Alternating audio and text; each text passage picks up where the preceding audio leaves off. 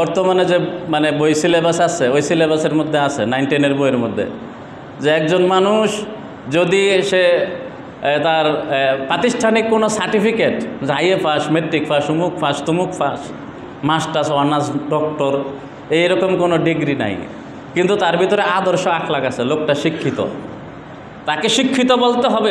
বাংলার বইয়ের মধ্যে আজও আছে, 9-10 বইয়ের মধ্যে আজও আছে। আপনি কোনো 5 পাসের সার্টিফিকেট আপনার নাই, কিন্তু আপনার ভিতরে আদর্শ আছে, দেশপ্রেম আছে, নীতি নৈতিকতা আছে, মানবতা আছে।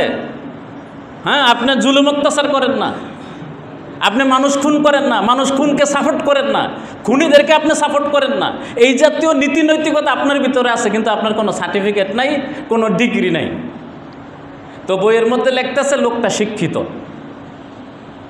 এরপরে বিপরীতটা লিখছে যে একটা লোক মানে IA pass, BA pass, matric pass, doctor, উমুক তুমুক, বাংলাদেশ ব্যারিস্টারি সব পাস, কিন্তু এর ভিতরে কোনো মানবতা নাই, মনুষ্যত্ববোধ নাই, তার আদর্শও ভালো না। তো এত সার্টিফিকেটের পরও ওই বইয়ের মধ্যে লিখতেছে হ্যাঁ মূর্খ। কথাটা বুঝছেন? তো কাজে আপনার প্রাতিষ্ঠানিক সার্টিফিকেটের দরকার নেই, আপনি বই পড়েন, নিজেদের ভিতরে মানবতা জাগ্রত করার চেষ্টা করেন। সকলকেই বলতেছি, সকলেই পড়েন, যারা পড়ছেন আবার পড়েন, ঠিক আছে? এই জিনিসটা করেন। তো যাই হোক, গত সপ্তাহে আমাদের নবী সাল্লাল্লাহু আলাইহি ওয়াসাল্লামের জীবনী সম্পর্কে, ওনার বৈশিষ্ট্য, গুণাগুণ সম্পর্কে কিছু বলতেছিলাম, আজকেও কিছু বলি। কোরআন শরীফের আয়াতের মধ্যে আল্লাহ তাআলা বলতেছেন সূরা আহজাব আয়াত নম্বর 21, লাকাদ কানা লাকুম ফি রাসূলিল্লাহি উসওয়াতুন হাসানাহ লিমান কানা ইয়ারজুল্লাহ ওয়াল ইয়াউমাল আখির। আল্লাহ তাআলা বলেন যে নিশ্চয় আল্লাহর রসুলের মধ্যে তোমাদের জন্য উত্তম আদর্শ আছে। সূরা আহজাবের 21 নম্বর আয়াত। তো কার জন্য উত্তম আদর্শ আছে? আল্লাহ তাআলা বলেন লিমান কানা ইয়ারজুল্লাহ ওয়াল ইয়াউমাল আখির। ওই ব্যক্তির জন্য রসুলের মধ্যে আদর্শ আছে যেই ব্যক্তি আখিরাতের সফলতা চায়, আখিরাতে মুক্তি পাইতে চায়, জান্নাত পাইতে চায়। তো এই ব্যক্তির জন্য রসুল সাল্লাল্লাহু আলাইহি ওয়াসাল্লামের মধ্যে উত্তম আদর্শ আছে। এবং অন্য আয়াতের মধ্যে আল্লাহ তাআলা বলছেন যে ইন্নাকা লা আলা খুলুকিন আযীম। আমাদের নবী সাল্লাল্লাহু আলাইহি ওয়াসাল্লামকে উদ্দেশ্য করে বলছেন যে হে আল্লাহর রসুল, আপনি তো মানে মহান আদর্শের উপরে প্রতিষ্ঠিত, মহান আদর্শ, উত্তম আদর্শের উপরে প্রতিষ্ঠিত। তাই জন্য আমাদের নবী সাল্লাল্লাহু আলাইহি ওয়াসাল্লামের উত্তম আদর্শ কি, এগুলো আমরা অনেকেই জানি, এবং তিনি যে অনেক বড় উদার মহান ব্যক্তি এটা আমরা সকলেই বিশ্বাস করি এবং ওনাকে আমরা ভালোবাসি। এবং এই জিনিসগুলো যে আমাদের নবী যে সর্বশ্রেষ্ঠ নবী আদর্শ আখলাকে, এটা পুরা পৃথিবীর বিধর্মী শিক্ষিত যারা, তারাও এই কথাটা বিশ্বাস করে। এখন এরপরেও আমরা মুসলমানেরা যারা আছি, আমরা যে কেন মুহাম্মদ সাল্লাল্লাহু আলাইহি ওয়াসাল্লামকে মানতে পারতেছি না, এটা আমি হুজুরের আবু বকরের মানে বোধগম্য নয় বিষয়টা। যে মুসলমান আমরা যারা আছি, আমরা সবাই একথা বিশ্বাস করি যে উনি আল্লাহর রসুল এবং ওনাকে আমরা ভালোবাসি, এই কথা আমরা স্বীকারও করি, মনেও আছে এটা। কিন্তু তারপরে আমরা কেন ওনার আদর্শ 5 ওয়াক্ত নামাজটা পড়তেছি না? কেন আমরা রমজান মাসে রোজাটা রাখতেছি না? কেন আমরা এরকমভাবে আপনার হালাল অনুযায়ী চলি না? হারাম থেকে কেন বাঁচি না? কেন আমরা নেশার থেকে বাঁচি না? কেন আমরা নেশাটা করি? কেন আমরা চাঁদাবাজি করি? কেন আমরা মানুষকে একটা উল্টা কথাই বলি ওনার আদর্শের বাহিরে গিয়ে? কেন আমরা ওনার আদর্শটাকে ফলো করতে পারতেছি না? মানে আমাদের আসলে সমস্যাটা কোথায়? এই জন্য আমরা আমাদের জন্য এটা অনেক বড় লসের কথা যে আমরা মুহাম্মদ সাল্লাল্লাহু আলাইহি ওয়াসাল্লামকে পরিপূর্ণ রূপে মানতে পারতেছি না, পরিপূর্ণ রূপে আমরা মানতেছি না। এটা আমাদের জন্য অনেক বড় ক্ষতির কথা।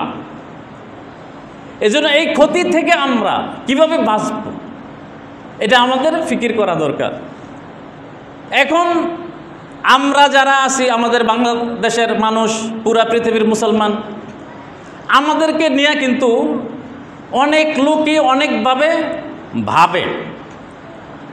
যারা আমাদের আলেম ওলামা অলি বুজুর্গ আছেন, তবলিগের মুরব্বীরা কাকরাইল বৈশা বাংলাদেশের ভাবতেছেন যে বাংলাদেশের মুসলমানদেরকে কিভাবে জাহান্নাম থেকে বাঁচানো যায়, কিভাবে তাদেরকে সুশৃঙ্খলায় আনা যায়, কোরআন হাদিসের শিক্ষায় শিক্ষিত করা যায়, আল্লাহর সাথে সম্পর্ক করায় দেওয়া যায়, রসুলের সুন্নতের সাথে সম্পর্ক করায় দেওয়া যায়। এটা কাকরাইল বৈশা বৈশা ওনারা কী করতেছেন? ভাবতেছেন। আর পীর সাহেবেরা তাদের নিজস্ব খানকা সাধনালয়ে বৈশা বৈশা ভাবতেছেন যে মানুষগুলোকে কিভাবে মানুষ বানানো যায়, আদর্শের মানুষ কিভাবে বানানো যায়, এইভাবে ওনারা ভাবতেছেন। এটা সব মানে আলেম ওলামা সম্প্রদায়। এই আলেমরা আমাদের দেশের আপামর জনসাধারণকে কিভাবে জান্নাতি বানানো যায়, জাহান্নাম থেকে বাঁচানো যায়, এটার জন্য ফিকির করতেছেন, ভাবতেছেন। এখন আমরা যারা রাজনীতি করি, আমার নেতা কি এটা ভাবে যে আমাকে জাহান্নাম থেকে কিভাবে বাঁচানো যায়, কিভাবে জান্নাতে নেওয়া যায়? ভাবে? আদৌ ভাবে? ভাবে। তো এই জন্য ভাই দোস্ত বুজুর্গ, তাহলে আপনি মানে কার পিছনে ছুটতেছেন, আপনি কার পিছনে ঘুরতেছেন? যে আপনাকে জাহান্নাম থেকে বাঁচানোর কোনো ফিকির নাই, জান্নাতে নেওয়ার যার কোনো ফিকির নাই, তো আপনি তার পিছনে জীবনের সিংহভাগ সময় দিচ্ছেন এবং তার পিছনে ঘুরে আপনি মামলা খাচ্ছেন। আপনি তার পিছনে ঘুরে কারো মাথায় বাড়ি দিতেছেন, কারো পকেট থেকে টাকা নিয়ে আসতেছেন। ঠিক আছে? তো এই যে আপনি এইভাবে চলতেছেন, আপনার মানে মরণের পরে আপনার অবস্থাটা কি হবে? এখন নিরপেক্ষভাবে আপনি ভাইবা দেখেন, যারা আপনাদেরকে জাহান্নাম থেকে বাঁচাইতে চায়, জান্নাতি বানাইতে চায়, আল্লাহ পাকের সাথে সম্পর্ক করাইতে চায়, রসুলের সুন্নতের সাথে পরিচিত করাইতে চায়, আপনার তারা আপন নাকি আপনার জান্নাত জাহান্নাম নিয়ে যায় ভাবে না তারা আপন? কথা বুঝাচ্ছে? এই জন্য এরকমভাবে আপনার আলেমদের সাথে সম্পর্ক করেন। সবাই সবাই ছোট বড় সবাই, আপনার যেই দলেই করেন আপনি আলেমদের সাথে সম্পর্ক করেন। আপনার এখন রাজনীতি আমি ব্যক্তিগতভাবে করি না, আপনাকে ব্যক্তিগতভাবে আমি রাজনীতি করার পরামর্শও দেই না। নিরপেক্ষ কথা আমি বলতেছি। বহু আলেমুলাম এমন আছে যে ওইখানে গেলে আপনাকে রাজনীতির কথা বলবে না। আপনি যাইবেন, কইব যে তুমি নামাজ পড়ো, তসবি পড়ো, মানুষের ক্ষতি করো না, হালাল হারাম অনুযায়ী বাইসা চলো, মানুষের উপকার করার চেষ্টা করো, যাও এমনি গিয়ে চলো, কোরআন শরীফ পড়ো, তসবি পড়ো। তো এইরকম আলেমুলামাও আছে। রাজনীতি করা ইসলামের দৃষ্টিতে এটা ফরজ, তবে এটা ফরজে কেফায়া। যদি কিছু লোক রাজনীতি করার দ্বারা ওই ময়দানটা সচল থাকে, তাহলে কিছু লোক, বাকি কিছু লোক রাজনীতি না করলেও গুনাহ হবে না। ওইখান থেকে আমি বলতেছি যে আমিও এই চিন্তায় রাজনীতি করি না, আপনিও এই সুযোগটা নিলে নিতে পারেন। কথা বুঝাচ্ছে? আর কেউ যদি মনে করেন যে আমি রাজনীতি করব, তাহলে আমি আপনাকে পরামর্শ দিতে পারি, মানলে আপনি লাভ হবে আর না মানলে আপনার ক্ষতি হবে। সেই পরামর্শটা হলো, যদি একান্ত রাজনীতি করেনি তাহলে এমন রাজনীতি করেন যেটা দ্বারা আপনি জান্নাতে যেতে পারবেন। কথা বুঝাইছে? আমি পরে আর বললাম না, বাকিটা আপনারা বুঝে নেবেন। তো এই জন্য ভাই দোস্ত বুজুর্গ, আমরা সর্বক্ষেত্রে যেটা আমাদের সবচেয়ে বেশি লক্ষণীয় সেটা হচ্ছে আল্লাহর হুকুম, নবীর তরিকা। যে আমার প্রত্যেকটা কাজকর্মে আল্লাহর হুকুম পালিত হচ্ছে কিনা, নবীর তরিকা আমি মানছি কিনা, এটা আমাদেরকে খেয়াল করতে হবে। এই বিষয়টা আমাদেরকে লক্ষ্য রাখতে হবে যে আমরা যেন আল্লাহর হুকুমের বাহিরে না যাই, নবীর তরিকার বাহিরে না যাই। তো এখন নবীকে কেন মানতে হবে? যে নবীকে মানতে হবে এই জন্য যে আমাকে বানাইছেন আল্লাহ, আমি যেগুলো খাই, ভাত চাউল ডাল মানে এরকমভাবে মাছ গোস্ত, এগুলো বানাইছেন আল্লাহ, আমাকে বানাইছেন আল্লাহ। এরপরে আমি যে বসবাস করি জমিনের উপরে, এই জমিনটাও বানাইছেন আল্লাহ। এরপরে আমি বেঁচে থাকার জন্য আমার অক্সিজেন লাগে, এটা ফ্রি ফ্রি দিতেছেন কোনো রাজনীতি নেতা নাকি? এটাও কে দেন? আল্লাহ দিতেছেন। তাহলে আমার বেঁচে থাকার জন্য সবচেয়ে গুরুত্বপূর্ণ বিষয়, যদিও মানুষ বলে পানির ওপর নাম জীবন, কিন্তু পানির চেয়ে বেশি গুরুত্ব না অক্সিজেনের। কি বলেন? পানি আপনি 6 ঘন্টা না খাইলেও বাঁচবেন, কিন্তু আপনি 6 মিনিট বাঁচতে পারবেন অক্সিজেন ছাড়া? পারবেন না। তাহলে এটা আল্লাহ তাআলা আমাদেরকে একদম ফিরে দিতেছেন। তাহলে আমাকে বানাইছেন আল্লাহ, আমার খাদ্য দিচ্ছেন আল্লাহ, অক্সিজেন দিচ্ছেন আল্লাহ, এরপরে আমি যেন দুনিয়াতে শান্তিতে বসবাস করতে পারি এই জন্য আল্লাহ তাআলা আমাদের জন্য মুরব্বি পাঠাইছেন। মুরব্বি, এই মুরব্বিদের নাম হচ্ছে নবী রসুল।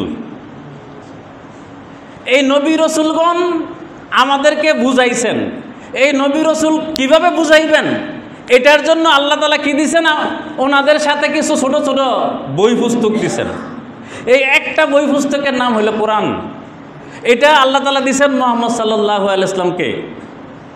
ওনাকেও আল্লাহই বানাইছেন এবং আল্লাহর রসুল হিসেবে তিনি ওনাকে আমাদের নিকট প্রেরণ করছেন কিয়ামত পর্যন্ত সব মানুষের জন্য।